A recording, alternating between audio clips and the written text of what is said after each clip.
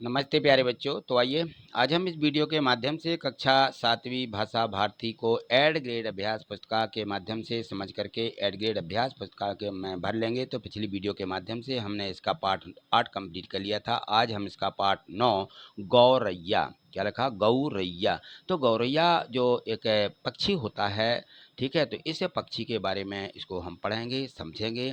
देखिए इसमें गौरैया जो हमारा पाठ है, इस पाठ में कौन कौन से ऐसे शब्द हैं जिन पर हमें बातचीत भी करना है। आपने गौरैया का चित्र अपनी किताब में देख लिया होगा।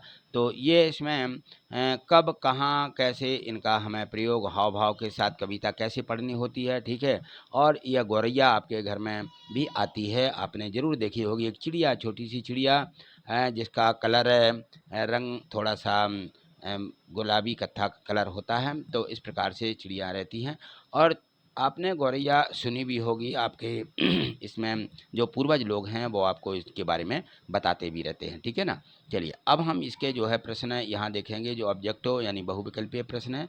तो हमारी एड ग्रेड में जो बहुविकल्पीय प्रश्न दिए गए हैं यहाँ देखिएगा, इनको समझिए और इनको अपनी एड ग्रेड अभ्यास पुस्तिका में वीडियो को रोक करके भरते जाएं। और वीडियो को प्ले करेंगे तो आपको पूरे पाठ याद हो जाएगा और समझ में आएगा। यहाँ देखिए प्रश्न 1, हरियाली की रानी किसे कहा गया है? तो गौरैया को हरियाली की रानी कहा गया है।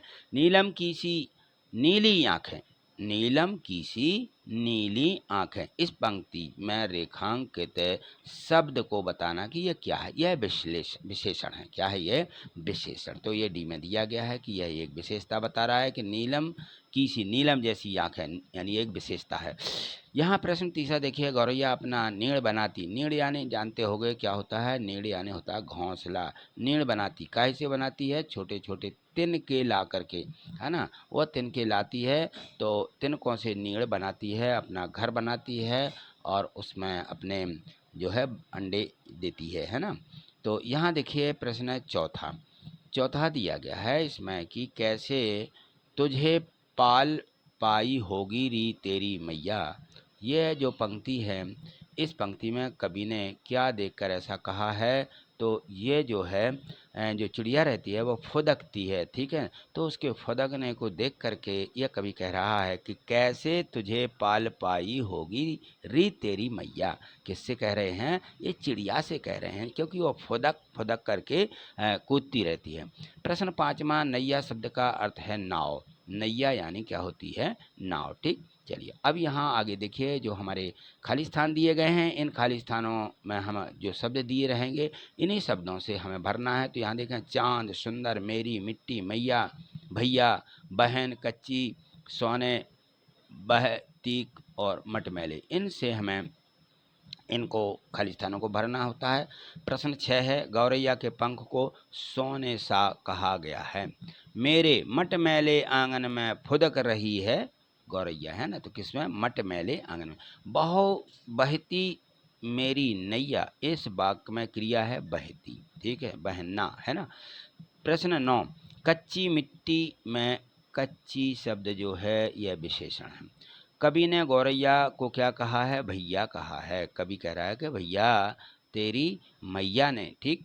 प्रश्न 11 दिया गया है कि कवि की हैरानी का क्या कारण है? कवि क्यों हैरान रह जाता है? तो ये उन्होंने कहा है कि देखिए, जो गौरैया है अपनी चंचलता में खुशी के मारे फूली नहीं समा रही, यहाँ वहाँ फुदक रही है। यह देख करके कवि को हैरानी होती है कि वाह क्या जीवन है इनका, ठीक। प्रश्न 12वां देखें, चिड़िया अपना नीड़ किन किन चीज़ों से बनाती है? तो अभी हमारे खालिस्तान में भी आया था कि चिड़िया अपना नीड़ एक एक तिनका एकत्रित करके बनाती है। वो तिनके लाती है और अपना नीड़ यानी अपना घर बनाती जाती है, जिसको हम घोंसला बोलते हैं।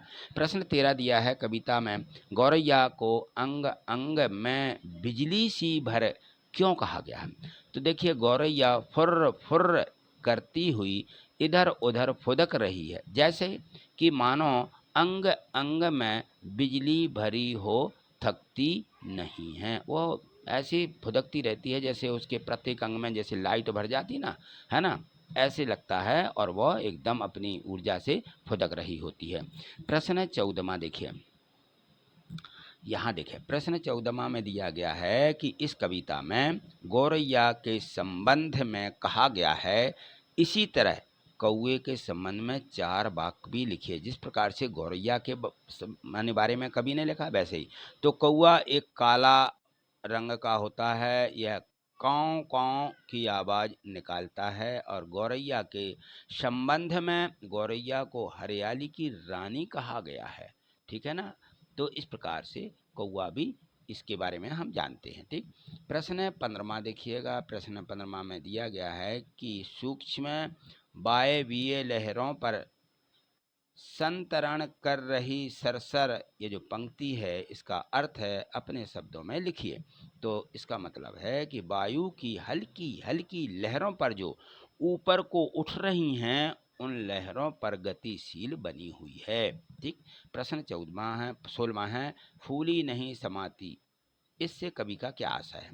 फूली नहीं समाती से कवि का आशय गौरैया अत्यंत प्रसन्न है और खुश है, इसका मतलब है, ठीक। प्रश्न 17वां देखिए। 17वां में दिया गया है कि पुनरुक्त शब्द किन्हें कहते हैं। पुनरुक्त शब्द, कविता में आए इन पुनरुक्त शब्दों को खोज करके भी लिखिएगा।